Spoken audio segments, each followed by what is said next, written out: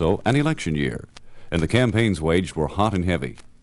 In primary after primary, the numerous candidates stressed their competence and their abilities on street corners everywhere, and of course on television and radio. Here are the highlights of the 1976 Road to the White House. Common sense tells me to stick to that steady course. President Ford is your president. Keep him. I'm Scoop Jackson. Without controls, gas would be costing us $1 a gallon. So next time you say fill her up, cry a little. But we'd be crying a lot more if President Ford had his way. Elect Senator Scoop Jackson. Take a fella out of Alabama, but you can't get all Alabama out of him. Vote Wallace. Tax reform means fair taxes for all Americans. If you agree with Jimmy Carter that we need tax reform now, your vote is too important to go to anyone else. Although known as the year of the primaries, the pattern for the Democrats was set early on by the first state caucuses. Alabama's Governor George Wallace won Mississippi. Puerto Rico chose no one. Too many of its caucuses had to be suspended because of fistfights.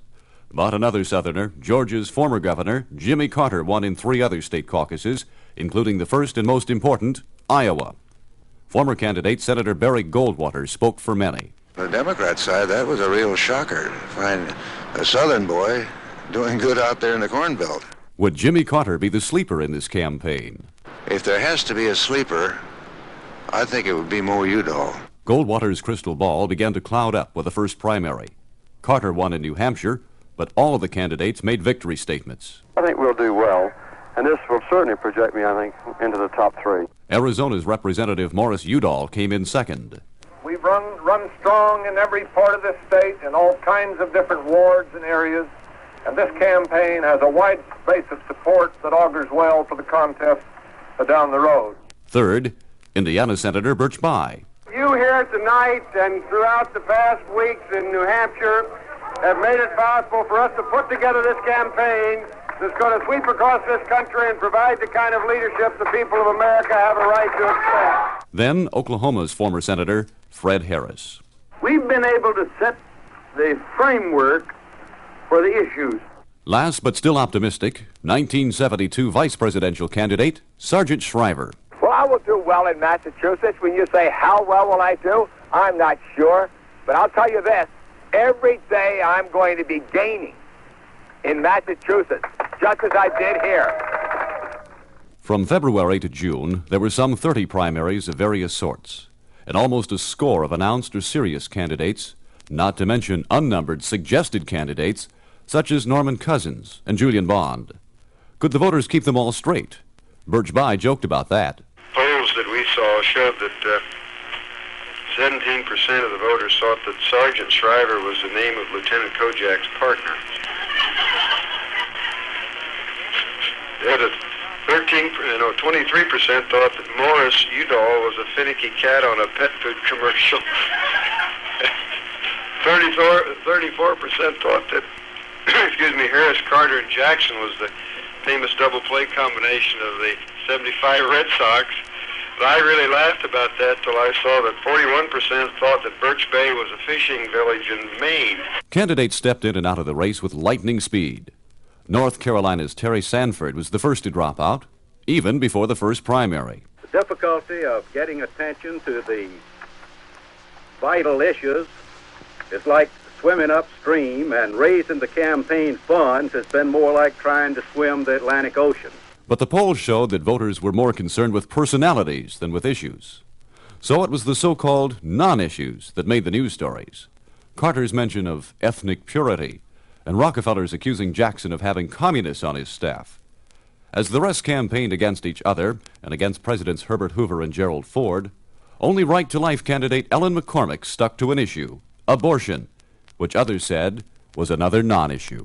I don't think we can allow certain people in the country to decide what is an important issue for the rest of the people in the country. That would be a terrible dictatorship.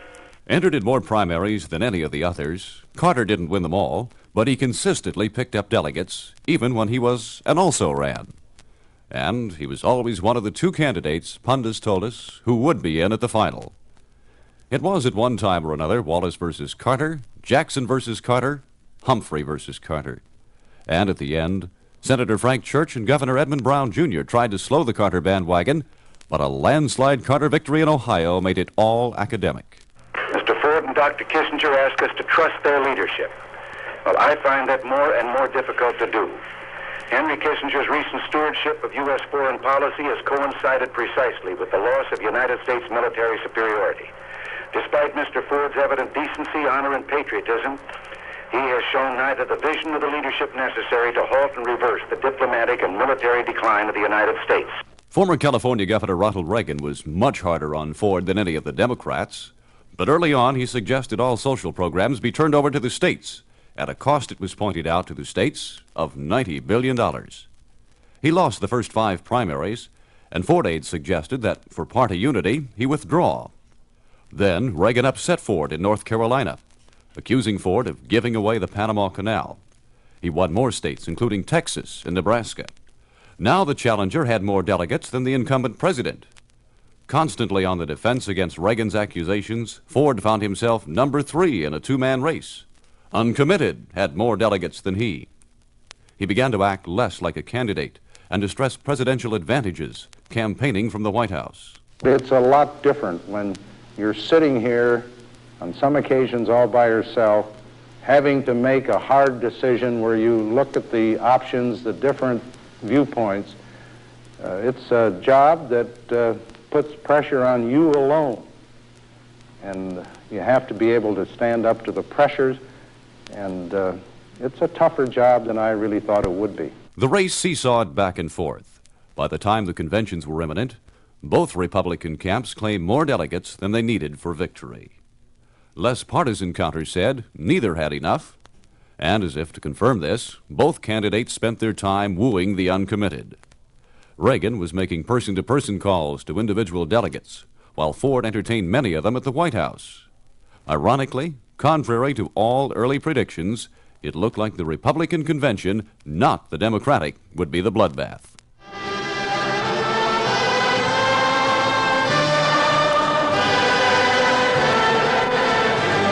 The middle of July brought the great love in. Democrats from all over the nation discovered they loved each other when they came to the convention in New York, which they also discovered they loved.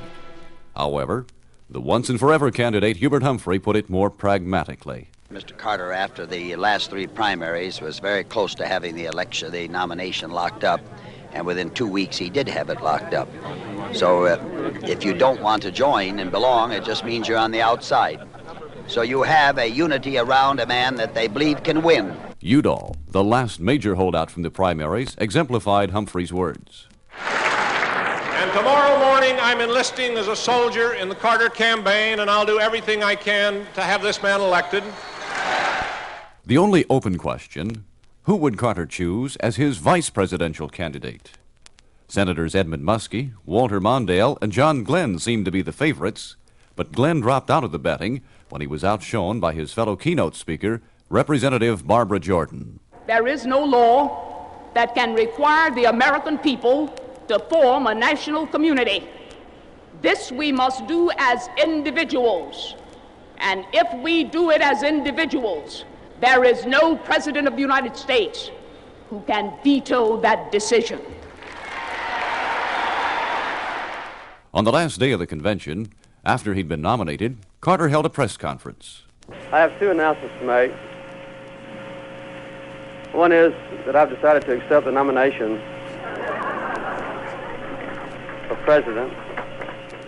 And the other one is that I've asked to serve as my running mate, if the delegates will approve, Senator Walter Mondale from Minnesota. That evening, he made his formal acceptance speech, called by some a digest of his primary speeches. We want to have faith again. We want to be proud again. We just want the truth again. It's time for the people to run the government and not the other way around. The Reverend Martin Luther King Sr. closed the proceedings. Surely, the Lord is in this place. Surely, the Lord sent Jimmy Carter to come on out and bring America back where she belongs. The Republicans didn't agree. But when they met in Kansas City, they didn't agree on anything. Both conservatives and moderates found fault with Reagan's having named liberal Senator Richard Schweiker of Pennsylvania as his running mate even before the convention began.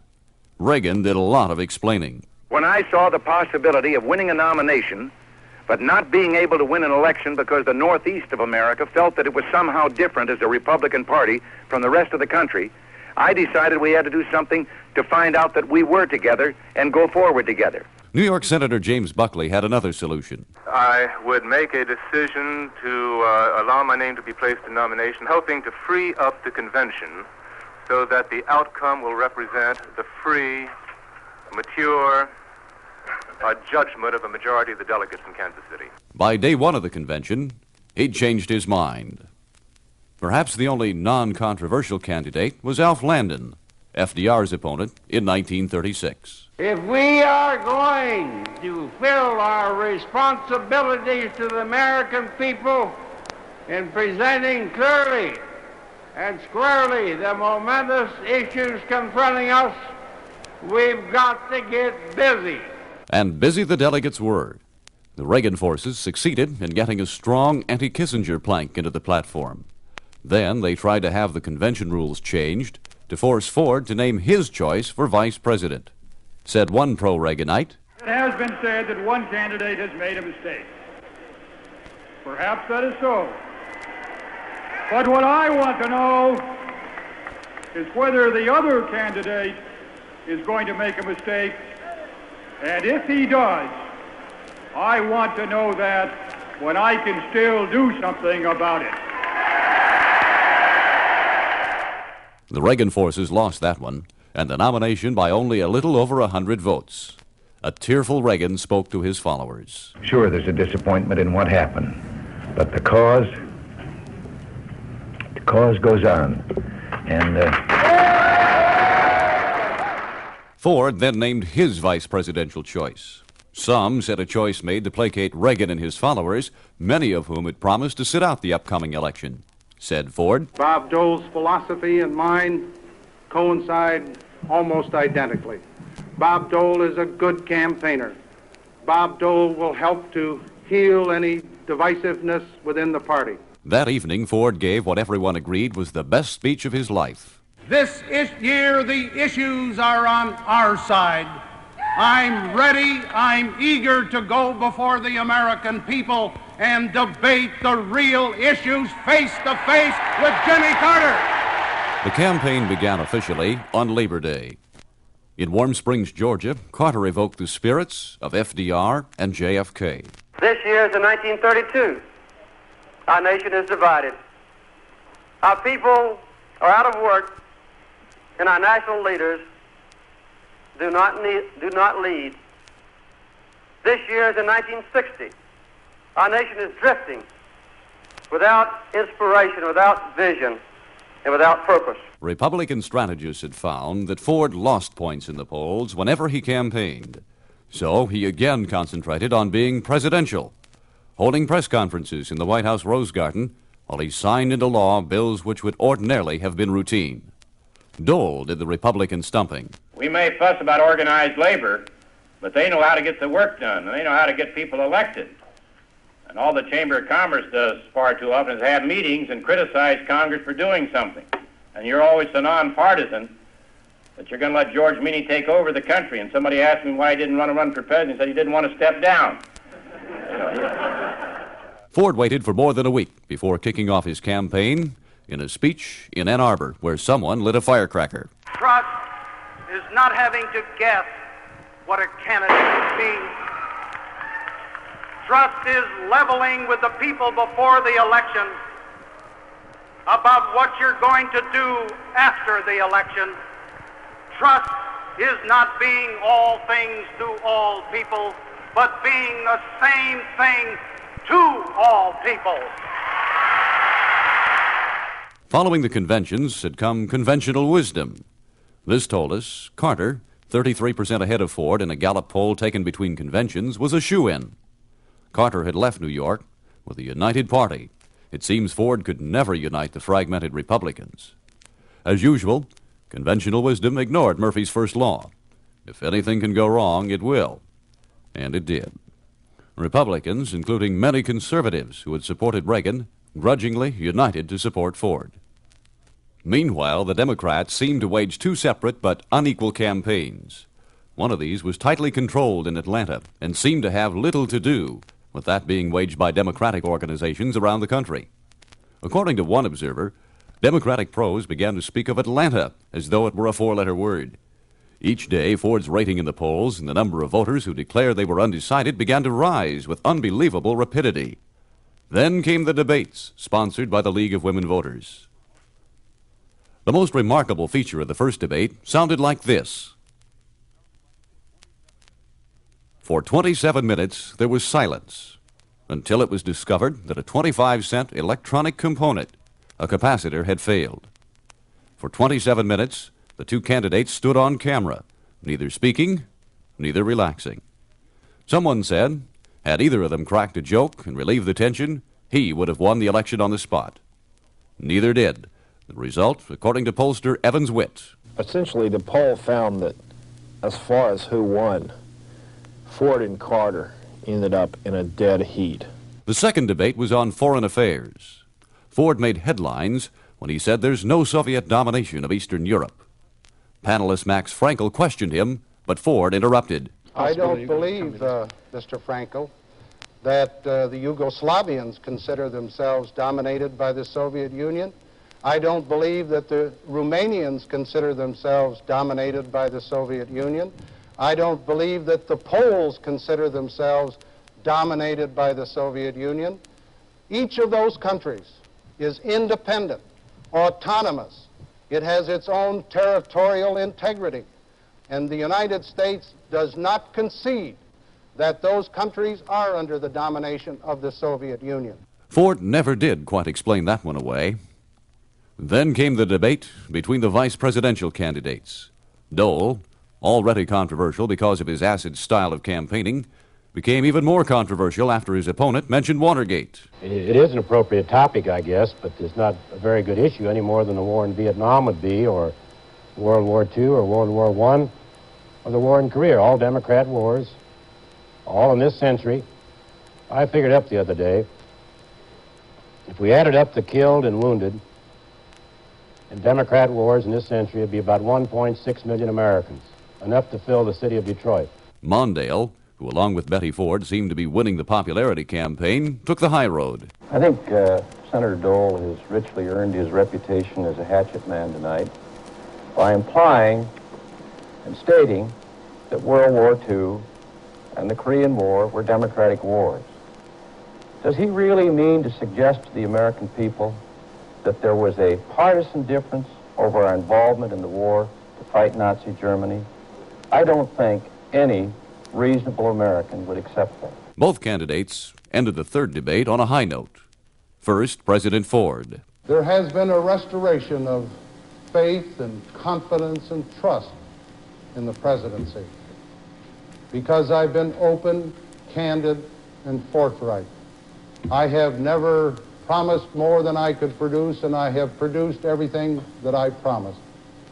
We are at peace. Not a single young American is fighting or dying on any foreign soil tonight. Then Governor Carter. I believe that if we are inspired, if we can achieve a degree of unity, if we can set our goals high enough and work toward recognized goals with industry and labor and agriculture, along with government at all levels, that we can achieve great things. We might have to do it slowly. There are no magic answers to it. But I believe together we can make great progress. We can correct our difficult mistakes. Mistakes seemed to make up the bulk of the campaign issues, or, as some said again, non-issues. Should FBI Director Clarence Kelly be fired because FBI people installed some valences in his home? Who really stood where on abortion? What should be done about the chairman of the Joint Chiefs of Staff, General George Brown, for his derogatory remarks about Israel, Iran, and Britain? Should Carter have told Playboy magazine that he had lust in his heart? Was Ford slow in firing Agriculture Secretary Earl Butz after Rolling Stone reporter John Dean of Watergate fame quoted him as making racist remarks?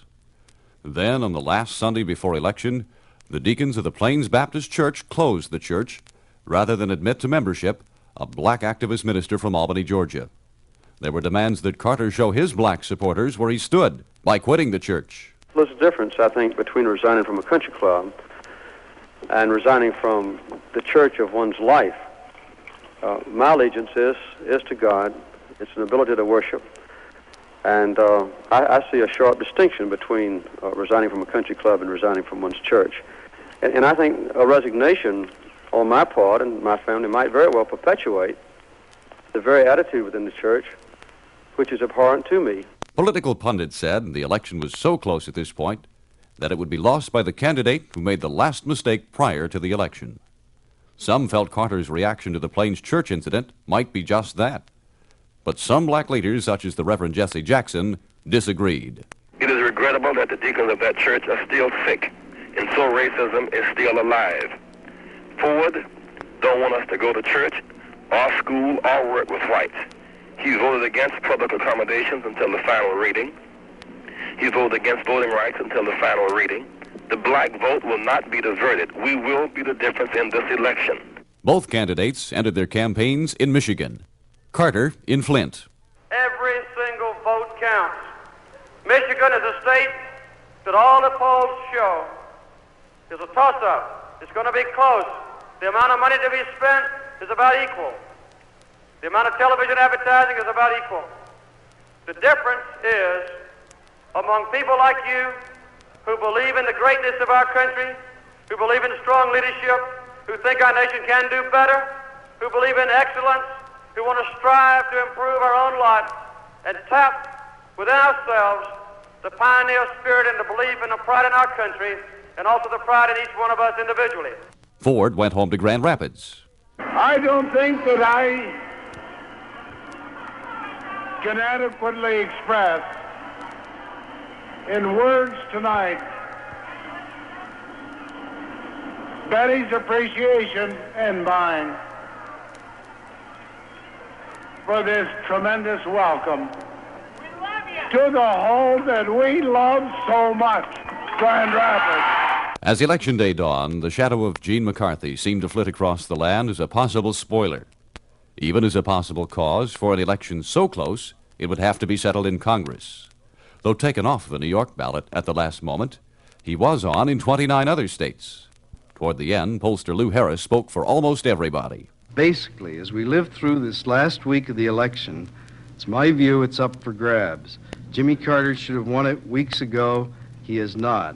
Gerald Ford is believed by 40% not to be very smart about the issues, but at least people feel he's a known quantity. It comes down to a choice, and this is the way most voters put it to us, between the felt mediocrity of the Ford administration versus the unsettling qualities that Jimmy Carter has evoked. The turnout was higher than expected, even though less than 54% of those eligible voted. The Democrats kept pretty much their 2-to-1 majority in both houses, and despite predictions to the contrary, most of the freshman representatives elected in the 1974 Watergate year kept their seats. As for presidential election, it wasn't until the early morning of November 3rd that the final results were known. And it wasn't until that afternoon that President Ford appeared before the media. I do want to express on a personal basis my appreciation and that of my family for the friendship that all of us have had. And after Betty reads the statement that was sent to Governor Carter by me, I think all of us, Betty, the children, and myself would like to just come down and shake hands and express our appreciation personally. A very controlled Betty Ford spoke for her husband, who had literally worn out his voice campaigning. Dear Jimmy, it is apparent now that you have won our long and intense struggle for presidency. I congratulate you on your victory.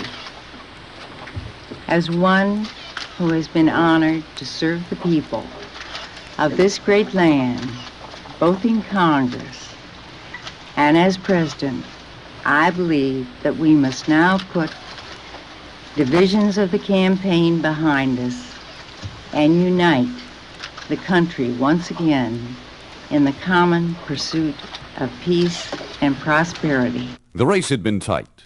A switch of some 9,000 votes in Ohio and Hawaii would have elected Ford. But with 51% of the popular vote, Carter had won a majority, something neither Kennedy in 1960 nor Nixon in 1968 had been able to do.